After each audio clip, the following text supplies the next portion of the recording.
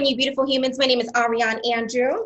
I'm Matt Dillon, and welcome to another piping hot episode of Sippin' the Tea, where we what, girl? Where we sip the tea and our guests spill that tea. Dang, you were about to leave me hanging. That's rude. Well, I didn't know what was I supposed to say? Was that my line? No, that was Matt's line. I Okay. said tea, and he... Tea! There we go. Well, he just kind of introduced himself, man. So, like, where's your dog today, Ari? She not... She's not in her own habitat. You know, we're visiting grandparents, so you know she's sleeping. Where's your little fur baby?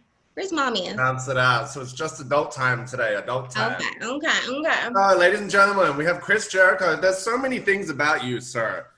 Wrestling superstar, podcaster, musician, actor, author. ... What's up, my brother? Welcome. Many dots. First of all, I'm really good at placing accents, but I can't place yours. What is I'm your like accent? a mutt that's lived in New York for 10 years, then came from Australia and pushed that together. You that's get a whole... It's almost a little bit South African, but I knew it wasn't that. So there you go. A New York Australian. There you go. Brooklyn. But now I'm a an New York LA Canadian. native. There you go. Thank you so much for being here with us today, brother. Yeah. I'm excited. I can't believe I'm actually here. This is a great day for me. Yes, love hearing that. Okay, well, we're just going to dive right on in. Obviously, 2020 has been a crazy year for everybody, but, you know, we're going to keep it on the positive and light side. So just kind of like walk us through some positive takeaways that you've had during quarantine, any new skills you picked up, spill the tea. Spill the tea. I never really subscribed to the fact of just because it's 2020 and there's been a lockdown and all that sort of stuff. I use it as an excuse to stay creative rather than the old Groundhog Day. I never wanted to subscribe to that theory because I feel that it's still a day of our lives, a month of our lives, God willing, God forbid, a year of our lives, but it's still our lives. And you can't let things that happen to you change who you are as a person and change what your normal mindset is. I mean, you're a super positive person, Ari. You can tell that. So am I. And so even though there's a lot of bad things going on in this year, there's also a lot of good things going on too. So for me, it was an excuse to try and accentuate the positives and downplay the negatives and still stay as creative as I can be, which has led to a lot of different things. I mean, even the music you played earlier was We're gonna get there. We'll get there. Okay, I'll get there. I'll talk. You asked me one question, I'll talk for 30 minutes. No, we're gonna get there. We're gonna slowly move into that. That's funny. I appreciate that perspective. I think that perspective in life, no matter where the world's flipped on its head, that I myself, and Ari is the same, have actually like thrived in this. You have peaks and troughs, but I think that attitude, man, is definitely, I wish more people had that zone to stay that course and, you know, lift themselves up and keep it moving. Yeah. And the thing is too, like I've never really missed a week of work. Because with AEW, we had to keep working. I mean, there's a lot of different reasons for that, but it's the same reason why the NBA started or the NHL started. And there's a lot of people saying, well, why are they doing sports without fans? And it's financial. I mean, without those TV deals, these leagues would implode. So for me, I never had an extended period.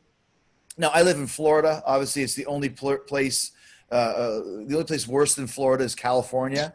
For cases and all that sort of stuff. Welcome. But still always working. And so I never really got that cabin fever or that fear to go out and do things. I had no choice. We had to go to work. So I think that's helped me a lot too. I'm not scared to walk down the street or get onto a plane or go to be around people and realizing that, yes, it's a contagious, infectious disease, but just poking your head out of the door is not a death sentence. And I think a lot of people still have that in the back of their head that it will be.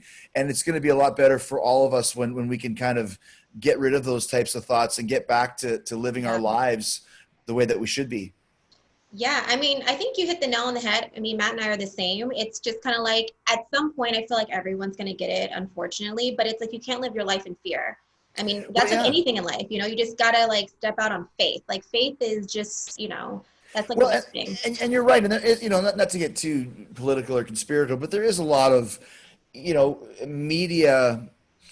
I'm not going to say fear, but I'm not going to say overblown because that's not the right word too. But there's a lot of media stress put on us. And I know this even from living in Florida, where every year around this time, it's hurricane season. Yeah. Mm-hmm. So every single September, October, I'll get a call from my dad or my aunt, like, are you guys okay down there? Like, we heard it's pretty bad. Like, everyone's evacuating, right? I'm like, well, no, there's clear skies. It's been raining a little bit, but it really past the left, past the right, went away. But if you didn't live right in Tampa, you would think that the sky was falling. So there is that element of it as well. So I think that that's scared a lot of people.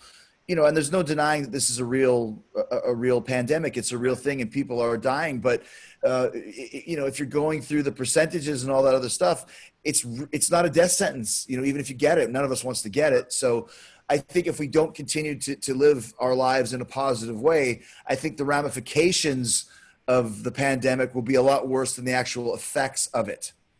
There's the cutaway clip right there. There you go. There's your clickbait right I was just going to laugh because you were like the Florida and California rates, the percentages. I was like, in the beginning of it, I escaped to Florida and now I'm moving to Florida. So it's like, I don't give a rat's. I'm let's go. So I want people on my side of the fence, because I know Ari's people would know kind of your journey through WWE to AEW and all of that. I want to just get a kind of quick crash course into how you found yourself in that arena, and what was it that attracted you to that kind of to that entertainment side of things with the physicality as well. How did that kick off for you? You're talking about in wrestling in general? Wrestling in general. Well, I grew up in Winnipeg in Canada, and so every Saturday evening you go to your grandparents' house, right? It's just something that you did back in those days. And on a Saturday evening, I would call it like the trifecta of like kids programming at the time, which was 5 o'clock was the Roadrunner Bugs Bunny hour, 6 o'clock was AWA wrestling, and 7 o'clock was Hockey Night in Canada. So I would watch those with my grandparents. So my grandmother would love wrestling, and she hated the bad guys. Jesse the Body Ventura was a bad guy at the time. She hated him. And I didn't want to go against what my grandmother said, but I loved him. He was super flamboyant, and he used to wear a little jewel and the dimple on his chin and all that sort of stuff. And to me, I just got attracted to it right away, because even though hockey was in my family, because my dad played in the NHL for 10 years, I love the fact that wrestling was about the individuals. Hockey was about a team, where wrestling was about this guy and this guy and this guy. And it just really attracted me to it. It was a hard hitting sport like hockey, but it was much more show business like movies would be, or like music, who Mick Jagger is, and who Hulk Hogan is, and you might not know who the star player on the New York Rangers is. So that was right away kind of attracted me to the business as a 7-8-year-old kid. And then once I started turning into a teenager, I started thinking like, I want to be a wrestler and I want to be in a rock band. Those are the two things that I like the most. So I want to do that. And anybody that I told that to kind of said, you're crazy. And I was like, well, why do you care so much about what I want to do? Worry about your own shit, and kind of let me do my own thing. Yeah. And that's kind of how it all started. That's where I decided at 15 years old what I wanted to do with the rest of my life, which is very rare for a kid, especially for something like that. You might as well be telling somebody you want to go become a famous mime or a sword swallower or something at the time. Like, you're like, wrestling? What? Are you crazy? I guess so. Hey, but look at it, right? You wouldn't be doing all the stuff that you're doing now if you went in with everybody said. You doing you. So before we get into like the whole music, wrestling is a beast. You know that you've been around for a long time. And for someone who's like entering wrestling, what would you say is like, if there was like a secret to success, what would you say that secret is into having like a long wrestling career and being so successful at it? I think that people have to understand, even to this day, that wrestling is so much more about the character and the personalities and the charisma. To really make it in anything, especially show business wise, which is so much attached to building a fan base, is you have to connect with that fan base. You have to make them want to see you, whether they want to see you win or want to see you lose or want to see you play a concert or do stand-up comedy or whatever. You have to have a connection with somebody that really draws them into what it is you're doing. So it's never been about moves, even though now moves are so important and everybody's so athletic. It's incredible. It still doesn't mean as much as a great story and a great, two great characters facing each other, just like a great movie or a great TV battle. I mean, the White Walkers versus the Night Watch, Game of Thrones, Jon Snow versus the Ice King. I mean, that was what the whole show was about from day one. And that's why it worked. So wrestling's the same. You have to tell stories and you have to have characters that people believe in and want to see. And then the moves come secondary. Because if not, then you're just two half-naked guys slathered in baby oil wearing spandex wrestling around with each other. And I can go watch that on a website. I don't need to watch wrestling for that. I was like, well, I think I've seen that before. And I only started watching wrestling when I met you, Ari. So, what's poppin'? That's some tea right there. There's some tea for you. You know what's really good that you made a point on there in terms of the showmanship and the physicality of things, that the story is so important. I think it transcends because, with you, Ari, and your story, and it kind of does connect in terms of like your character that you play still stays with you to today, and people still like jam that in. So I think you nailed it on the head. I think that's why wrestling, that community is so they so get it because they're invested in a story. Yeah. Well, yeah, and the best characters. See, wrestling's neither fish nor fowl. It's very strange. The thing that I can equate it to the most is kind of like Seinfeld. Like Jerry Seinfeld was a comedian who played Jerry Seinfeld on the show Seinfeld, but it's not the same guy. But there's elements of the real guy in there. And that's why the character of Jerry was so great. It's the same with Chris Jericho, for example. I'm Chris Jericho, but when I play Chris Jericho on TV, there's certain elements of me and there's certain elements of this other character that I apply that I don't use in real life. So it's really interesting. And they always told me, and they always said, and I agree, that the best characters in wrestling are your real life personality turned up to the 10th degree. So true. And you can see that. Right. And that's why it's very once in a while, like, Undertaker, for example, possibly the greatest gimmick ever. And obviously he's not a dead man, but he was able to take that character and turn it to something that was completely maybe different from the real guy. And there's a few examples of that, but the best ones are the John Moxleys and the John Cenas and the Shawn Michaels and Chris Jericho and Kurt Angle. And, these are Cody Rhodes. These are us, just big time, larger than life versions of us. But I feel like that's with anything. I mean, the people who you see who at the top of their game are people who have like charisma. Because I always say this: you can teach someone to wrestle, but you cannot teach personality. Okay, so look at you. You went, and that's my point. And that's what I'm saying about personality and character and charisma meaning more than moves. Yeah. There's so much behind it. When I first started in AEW and they hired, Orange Cassidy, for example, I hated it. Like, who is this guy? Like, he's very lazy. His gimmick is that he doesn't care. But then I realized the reason why people love it is because of this character that he created. And it's great. And that's what wrestling is all about, is connecting with the audience and creating characters that people want to see. So based on that question, based on what you just said, do you think people want to see Ariane Andrew in the AEW? I think so. I think she did. I told her this, and I think she did a great job after not working for such a long time. And the reason why it was great was because of the character. Moves are moves, and maybe being in the wrong place at the wrong time or that sort of thing. That's all fine and dandy, but it's the character that really matters. And she had it right off the bat, like she hadn't missed a step. Oh, thank you. Shaking that booty all over the place. I like how you just put that in, Matt. He's like, I'm going to go off script. I was like, just throw it in there. It made sense. It was a follow-through. Yeah. See, there you go. See, this is what you guys are going to pick up as you do more Sippin' the Teas. The script is great, but it's the real-life conversation that starts seeping through. Oh, yeah. We've got ourselves into some trouble before. Don't worry. Hi. Ooh, we stay in trouble. But that's us. We are got that diarrhea of that mouth. Okay, so talk about music. You know, quarantine, what was the driving force behind that, and kind of how did that start? So kind of give us like a little backstory for people Sure. who don't follow your journey. Well, I mean, kind of going back to what we talked about at the beginning of this, the idea was to stay creative and stay mentally stimulated. So my band Fozzy, we were recording a record when the pandemic hit and kind of threw everything out the window. So we were recording in Atlanta, and then, you know, the producer didn't feel comfortable, and that's fine. A lot of people didn't feel comfortable at first of being around other people. So, you know, how do you still stay in that mode? And a couple friends of mine had laid down some tracks, obscure Kiss tracks from the 80s when they had no makeup. And it's a very specific demographic of Kiss fans who love non-makeup Kiss. And if you know others in that world, you connect. So the guy he's the drummer for Luke Bryan, who's a country guy, like a stadium level country guy, and he's a big Kiss fan. So he sent me a track of him noodling around. What's that for? I'm going to record it just for fun. I said, well, you need a singer? Yes. I don't do anything for fun. Let's do this for real.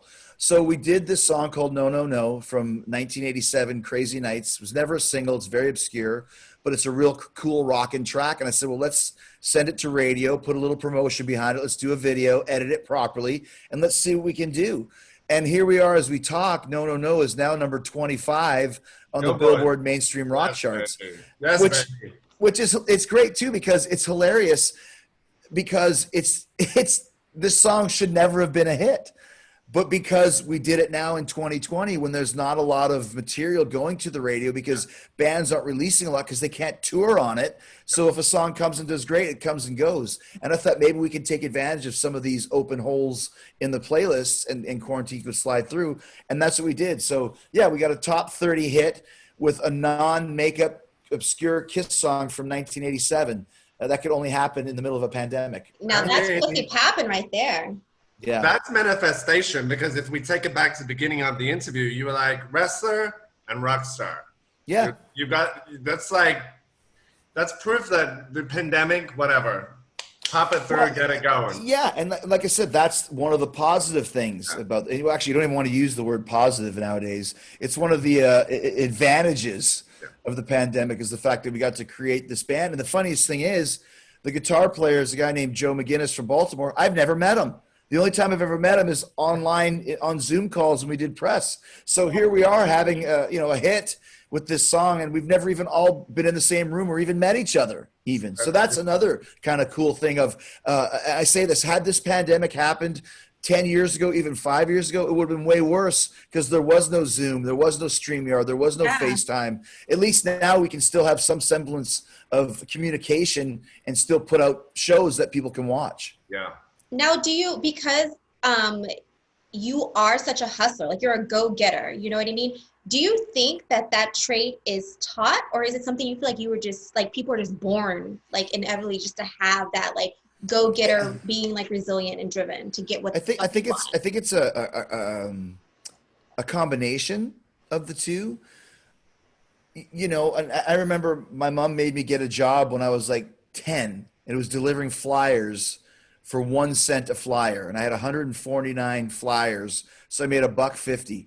When you're 10 years old, $1.50, you know, it was 40 years ago. You could buy some shit with that. Yeah. So I always understood the value of hustling and having to get up early, the responsibility of having a job. And I think once I kind of bit off this idea that I wanted to be in a rock and roll band and I wanted to be a wrestler, and then became successful at both, then suddenly you're dangerous, because now you got that confidence at a high. And now I'll try anything, you know, I'll try anything that I can. If I think I can make it work, chances are I probably will. Not all the time, but 90% of the time I can make a go of it and make it into something. And that's just from having confidence of knowing what your limits are. Like I said, if something comes into my brain and I feel that it's in this wheelhouse that I've created, there's basically no way it's not going to work. And that's kind of what I've based my career on, especially for the last 10 years, for sure. That's really cool that you like, it's cool that somebody in your position that has such a following that looks up to you, like you're a boss, you're doing all this stuff, but you're actually very relatable. So I think I'm excited to share this side of you because it's really nice to hear the way you kind of approach things. And I think a lot of people they want to emulate you. They want to do that shit. But a lot of people are like, oh, I could never. But it's kind of like, you know. Yeah, I wrote my fourth book is called No is a Four-Letter Word. And what I meant by that is people take no for an answer a lot more than they should from a professional standpoint. Obviously, if you ask somebody out on a date and they say no, well, that's different. But I'm talking about, you know, if let's hope so. Yeah, exactly. That's also something else. We won't talk about. Yeah, we don't want to talk about here. that. I'm talking from a professional standpoint. You know, I want to do this. No, why not? Well, because it's a lot easier to say no than it is to say yes. And if you have that attitude that you don't take no for an answer, you'll probably make it work. And that's very much inner drive. You have to have that drive, and also not be afraid to try things and stick with them. Like another thing I started doing during the pandemic was this show I just called the Saturday Night Special. It's a Leonard Skinner song. It rolls off the tongue. What is it? I don't know. Facebook Live. What is that? Let me find this Facebook Live thing. And the first couple of weeks I did it, I had Kevin Smith on, and we didn't know how to do it. I had him on the phone, holding him up like this. Hey, and then I discovered Zoom, StreamYard, etc. So what it is just me for an hour answering questions, having some drinks, do a sing-along, whatever. And now after 20 weeks, I just signed with Vitamin Shop to do like a 12-month, 6-figure promotion through the Saturday Special. And like I'm gonna write that shit down so we can get some sponsors for the team. That's my point. You gotta stick with it and build it up. It becomes the thing, and then suddenly I knew if I stuck with it and created what I could create, that we'd have, you know, sponsors join up for it. Yeah. And that's how you do it. Now, once again, had there been no pandemic, there'd be no Saturday Night Special. So all of these things are kind of going back to what we said in the very beginning of just staying creative and staying mentally stimulated, taking a negative and turning into a positive. But I think this is important too, because I know a lot of times when you see these interviews with, you know, superstars and stuff, they don't talk about like the entrepreneurial stuff and like how to like really program yourself. Because kind of what you're saying is like, I recently just read this book called Unfuck Yourself, and it says that like, if the dishes are stacked to a brim, you'll figure out a way. Like, we're all wired to win. You'll figure out to go get your plastic bowl with your wooden spoon and eat it. It's like, you'll figure it out. Like, if you really want to make something happen, even if it's negative, you'll figure it out. So it kind of goes to like what you're saying. Like, you just got to try stuff, and some stuff's going to work and some stuff isn't. But it's like, the one thing I always say is I would never want my dreams to live at a cemetery. Never. I'd rather try and fail than say, damn, what if? Like, who cares? Yeah, and I think trying doesn't lead to failure. Trying might not lead to success. Failure is not trying. I mean, if you want to get real deep with it, that's the true failure, is not trying at all. If you try and fuck, it doesn't work out, well, hey man, at least you tried, and that's cool. You go try something else, and sooner or later you'll hit a home run with it. So that's very important, and a lot of people don't have that attitude, and I can see it very easily. And I know I never wanted, like you just said, Ari, I never wanted to be that type of person, and maybe in a lot of ways try and help people to not be that way as well. And I've gotten a lot of that too, which is always cool to hear that type of feedback. Maybe you need to go do speaking. I feel like you'd be a great motivational speaker. You know, like I could totally, because you have the charisma, you have the credibility. I mean, that's always huge. Is like, is a person credible? That's check. I feel like that'd actually be like something to explore with you. I mean, there definitely is that option. And that's one of those things that I have on the back burner. There's a lot of those types of things. Even I did a one-man show a few times in the UK, Australia. I've done a few, you know, around, and they're always fun. And I could probably do those. There's only so many, you know, projects I can take on. Yeah. But it's funny, when I was doing promo for No is a Four-Letter Word, I ran into Dan Rather at Sirius XM, and I just started talking to Dan Rather in the hallway, and he's like, "What are you doing?" I'm writing. I wrote a book. What's it called? No is a Four-Letter Word. Wow, you should trademark that and do positive speaking under that banner. And I was like, I will trademark that, Dan Rather. I will do that today. So I do have the trademark on it. Thanks to Dan Rather. Smart man and smart words, and 100%. That's it. That's what Gene Simmons taught me. Copyright everything. I have a copyright lawyer. I text him once or twice a week. Any stupid idea that I have, you know, sooner or later, something will pay off where it's like, I'll be glad that I had that copyright written, wrote it, righted, whatever it may be.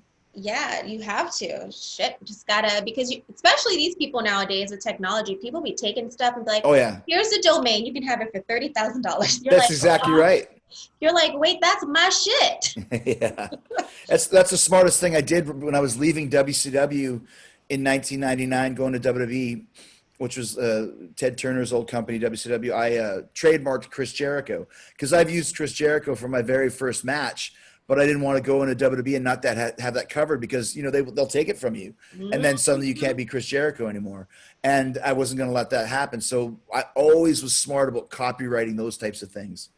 Smart. Guys, people listen in. Listen. Giving you Yes. some hot tea here. Right? Ooh, yes. So before we wrap up, Matt, is there anything that you want to ask Mr. Chris over here? I feel like we're on the ready for some rapid because I feel like we've really covered some nice ground here. Yeah. Yeah, just kept off script, which has been really dope. Just Yeah, it's been like a flow of completely conversation. Yeah. I really figured it was going to be like that. You cool people, and he's a Scorpio, so you know a Scorpio. Yeah. Well, I'm going to let the lady go first and hit you with some rapids. Let's go. Craziest DM you ever received? Craziest DM I ever received? Yeah. From Gordon Ramsay, because when I had shorter hair, people thought that we looked like each other. Wait a minute. And yeah, I was like, maybe if I was 60, maybe. But and so we were just kind of talking like, well, good looking guys got to stick together sort of thing. And then one day he just DM'd me. He's like, you do actually kind of look like me, or whatever he said. And we kind of talked a little bit on DM. And that was about it. I got one from Michael J. Fox once too, which is pretty cool. That's dark. Yeah, Okay. yeah. I met him at a hockey game, and I just started following him. He's like, "Hey, dude, nice to see you." So that's it. I wish it was like maybe. I was waiting for some tea. No, I appreciate the Gordon We're not going to Ramsay. see exactly. I appreciate that. All right, are you more of a mornings or late nights kind of guy? Late nights for sure. Although mornings too, I don't sleep a lot, but yeah, I can stay up all night at the drop of a dime if I have to, if I want to, if I'm forced to. Netflix and chill or party like a rock star? Party, man. I mean, there's a time for Netflix and chill, but if you party right, the Netflix and chill will happen after. Hey. All right, we're going to wrap this up. Last one. What's the best compliment you've ever received? Can be business and can be everything. Yeah, I think when you're talking from a personal standpoint, the best compliment, it's one of the cool things about social media. There's a lot of shit on there, but when you get somebody saying, "Hey, thanks for helping me have a better day. I read your book. I heard your song. I saw your match," whatever it may be.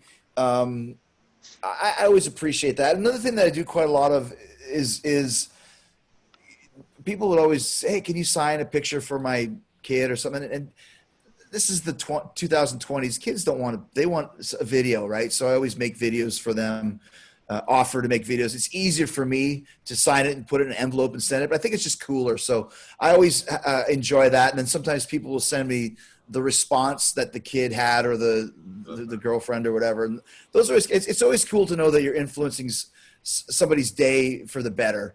And that's a great compliment to know that you have the influence and can do that. And people appreciate it. Absolutely. 1,000%. Okay, so for people who are living under a rock, go ahead and plug where everyone can follow you at, where they can listen to the music, where they can listen to your podcast, Saturday Night Special. Go ahead and spill the tea. There's this thing called Google. You just put that in there and you can find all that stuff. Damn, I like We'll that. have I'm it in easy the to find. explanation box too. Don't you worry. Yeah, I'm easy to find. It's not hard to do. And that's the thing. Like in this day and age, when you do as many things as I do, I'm the easiest guy in the world to find. And once again, the technology benefits me with Spotify, iTunes, Apple Podcasts, Siri, Alexa. So it's pretty easy to find someone when you're looking for them now. Love it. Right. Love it. Well, there you go. Where can everybody follow you at, Mr. Matt? Follow me at Matt Dillon 1983. And you guys can follow me across the board at Ariane Andrew. And until next time, we will catch you guys same time, same place of the special edition of Quarantine of Sippin' the Tea. You can.